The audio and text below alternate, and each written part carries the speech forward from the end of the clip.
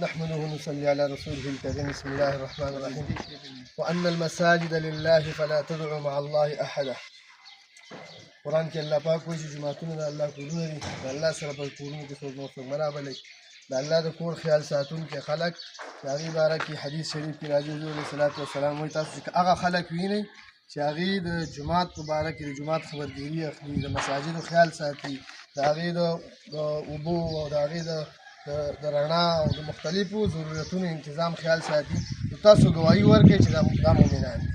الحمدلله دا د دې ملګرو ډېر شکریا ادا کوم چې دوی زمونږ د دې جومات دپاره د دې سولر سیسټم کې چې هغه منډې ووهلې، الله د دوی په وجه باندې دوی په وساطت باندې الله دا کار وکړو. ډېر شکریا د دوی. اعوذ بالله من الشیطان الرجیم. بسم الله الرحمن الرحیم. زه د خپل طرفه د خپلو ملګرو د طرفه په دې کوم زموږ دا مسجد چې دی د دې سولرایزیشن په دې انسټالېدو باندې زه د کومې نه دې مقتدیانو ته مبارکباد ورکوم. دا زمونږ یو کونسلر صاحب و، الله پاک دې جنت الفردوس نصیب کړي. خان باچا را د هغې یو امید و او هغه امید خدای پاک نن پوره کړ او سر ته هغه سولرایزیشن انسټالیشن وشو. الله تعالی چې د دې سګلب ورته په قبر کې میلاویږي. نو زه د خپل طرفه او د خپل د دې محلې ټل له طرفه زموږ څومره دغه چې دي د خپل ایم صاحبزاده صفوت الله صاحب، ایم پي ایم ګل ابراهیم صاحب او تحصیل چیرمن عبداللطیف خان ډېره زیاته شکریه ادا کوم چې هغه موږ ته دا سولرایزیشن انسټال کړ او په دې کار خیر کې خپل دغه واچوه حصه واچوي. ډېره مهرباني. نن د تل کنډو د دې رحمانیه مسجد کې ولاړ یو.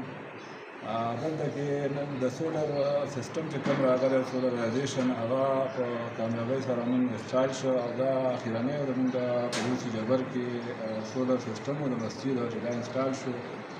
نو زه د دې لپاره یو خو د موږ خان باچا لاله مرحوم چې و، الله تعالی دې هغه ته جنت الفردوس نصیب کړي او د دې دا د الله پاک د هغه لپاره د نجات ذریعه وګرځوي، د هغه کوششونه و په دې کې او د هغه موږ شکریا ادا کوو.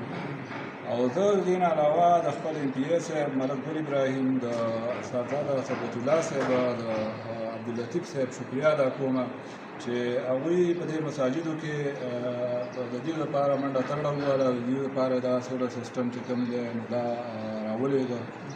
او زه د خپل طرفه د دې خپل ملګرو د طرفه د دې محلې والو د طرفه د دې خپل ایم ان ای صاحب، د خپل ایم پي ای صاحب او د خپل تحصیل چیرمن شکریا ادا کوم.